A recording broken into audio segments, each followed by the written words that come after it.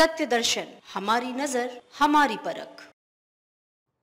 नमस्कार, आप देख रहे हैं सत्य दर्शन न्यूज। आइए नजर डालते हैं आज की मुख्य खबरों पर। आज वाराणसी के रोहनिया क्षेत्र अंतर्गत जगतपुर ग्राउंड में प्रगतिशील मानव समाज पार्टी के द्वारा संकल्प महारैली व जनसभा का आयोजन किया गया। बताते चले कि प्रगतिशील मानव समाज पार्टी पूर्वांचल में बिंद समाज के वोटर पर अच्छी पकड़ रखती है।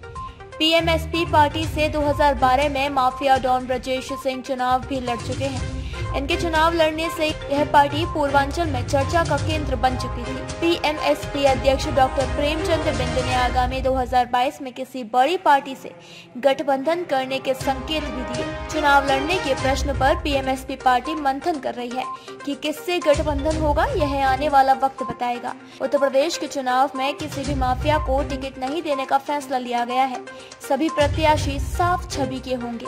सपा व भारतीय समाज पार्टी के गठबंधन पर डॉक्टर प्रेमचंद बिंद ने कहा कि ओम प्रकाश राजभर आने मुद्दों से भटक गए हैं। पिछड़े वर्ग को हक दिलाने की बात कहने वाले, जिसमें पिछड़ों को सामाजिक न्याय समिति की रिपोर्ट के आधार पर पिछड़े वर्ग का बंटवारा था, मगर यह मुद्दा अचानक से चुनाव में गायब हो गया। ओम प्रकाश राजभर अवसरवादी राजनीति कर रही है।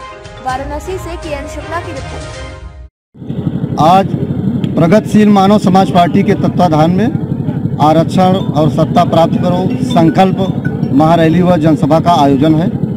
इस महारैली व जनसभा के माध्यम से हम लोग यह संदेश देना चाहते हैं कि समाज के जो कमज़ोर वर्ग के लोग हैं, अति पिछड़े समाज के लोग हैं, इनका सामाजिक, आर्थिक, राजनीतिक, शैक्षणिक बहुमुखी विकास हो, इनको आरक्षण मिले, इनकी आबादी के अनुपात में इनकी सत्ता में हिस्सेदारी। अगर बात की जाए, ओम प्रकाश राजभर एक बड़े चेहरे भी माने जाते हैं, समाजवादी के साथ गए हैं और इसमें पिछड़ा, अति पिछड़ा समेत 3 के खंड की बात हो रही थी। क्या कहेंगे आप, किस तरीके की आपकी मांग है? देखिए, ओम प्रकाश राजभर जी इस समय अवसरवादी राजनीति कर रहे हैं, क्योंकि उनका मुख्य मुद्दा था सामाजिक न्याय समिति की रिपोर्ट के आधार पर पिछड़े वर्ग के आरक्षण का बंटवारा या क्लासिफिकेशन, पिछड़ा, अति पिछड़ा, सर्वाधिक पिछड़ा, वो समाजवादी पार्टी के साथ गए। अभी तक वो यही कहते रहे कि भारतीय जनता पार्टी एनडीए सरकार ने अति पिछड़ों के पीठ में छुरा भोंका है, उनके साथ विश्वासघात किया है और पिछड़ों, अति पिछड़ों, सर्वाधिक पिछड़ों का आरक्षण नहीं दे रही है।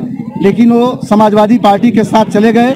लेकिन एक उनका स्टेटमेंट, अभी जो मऊ में रैली थी उनकी, श्री अखिलेश यादव जी वहां पर आए थे, सार्वजनिक मंच से यह ऐलान नहीं किया गया। श्री अखिलेश यादव जी ये नहीं कहे कि बीजेपी ने जो इनकी मांग को नहीं माना है, इनके पार्टी की सामाजिक न्याय समिति की रिपोर्ट को नहीं लागू किया है, आरक्षण का बंटवारा नहीं किया है, हम सत्ता में आने पर आरक्षण का बंटवारा करेंगे।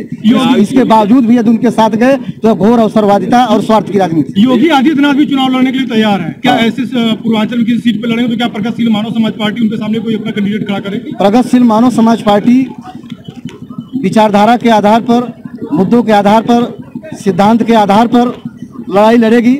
यह हम लोगों के विचारधारा से उनका विचारधारा का मेल खाता है, तालमेल होता है तो ठीक है, नहीं तालमेल होता है तो हम प्रत्याशी उतारेंगे। इस बार विधानसभा चुनाव में फिलहाल के लिए बस इतना ही। ऐसी ही खबरें देखने के लिए देखते रहिए सत्य दर्शन न्यूज। नमस्कार।